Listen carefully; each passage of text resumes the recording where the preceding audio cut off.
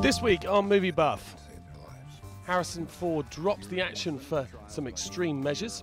John Travolta returns to our screens in Paris with Love, and yet another zombie remake in Crazies. Not content on playing an average archaeologist, Harrison Ford took on the role of Dr. Indiana Jones. And while he's not wielding a whip in his new film, gene-wearing, truck-driving Dr. Robert Stonehill isn't quite your average research scientist.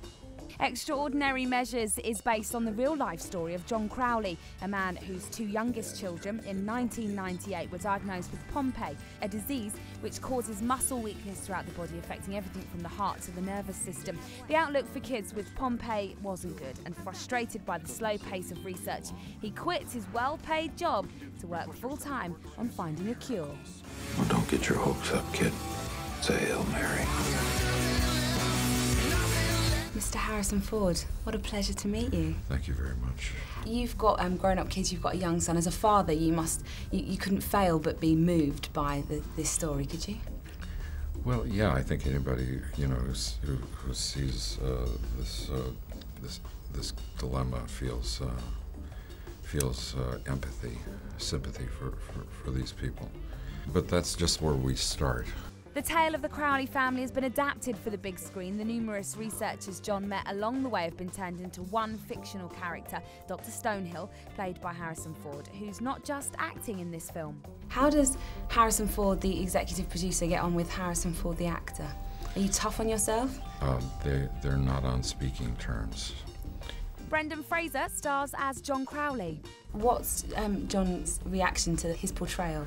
Well, I think he's quite happy to be about 2 feet taller than he is in real life. I can't cure your kids, you know that, but I think I can save their lives. Extraordinary Measures is an emotional, true life tale. So, hankies at the ready, people. Sir. Whoa, whoa, whoa, whoa, whoa. What the hell are you doing? Rory, you lay that gun down. Crazy by name and crazy by nature. There's an outbreak of maniacs in this thriller that a trigger-happy military are trying to contain. If you thought living on Coronation Street or in Albert Square might be pretty dangerous, it's nothing compared to life in this small Iowa town. The water supply has been poisoned, so residents have a plague to fight as well as the army to dodge. I'm a sheriff. She's a doctor. You know these people. What's going on here? Would you just tell us what's going on? Maybe we could actually help you. It's Judy and David's fight for survival that we follow. Timothy Oliphant plays Sheriff David Dutton, and for him, signing up to the project was an easy decision. What I liked about the script was that it was it was a very easy read. It was very enjoyable. I thought, wow, this is gonna be entertaining. And by the way, and I don't mean to make light of this because it sounds like I'm being, but I love the title. I couldn't get enough of the title. Days after I read it, I kept thinking, Crazies. I don't know, sounds cool.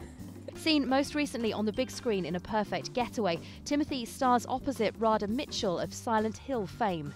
I play a woman called Judy Dutton, who is the wife of the sheriff and also the town's local doctor. So she has a sort of intimate relationship with a lot of the people in the population because, she's delivered their babies, she's seen them in all different kinds of states, so she knows them intimately. They aren't the only locals we get drawn into. There's a deputy played by Joe Anderson and a nurse taken on by Danielle Panabaker, who joined the Duttons' mission to escape.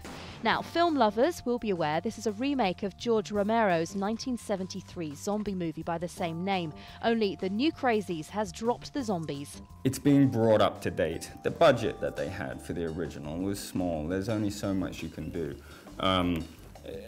But in terms of subject matter and how it's approached, it's somewhat similar, but we're really kicking it into the 21st century, so to speak. So if you're a fan of the original, you should be happy, and if you've never seen it, don't worry, as it won't make any difference. Directed by Sahara filmmaker Breck Eisner, this is a bloody and violent 1 hour 40 minutes that you won't forget in a hurry.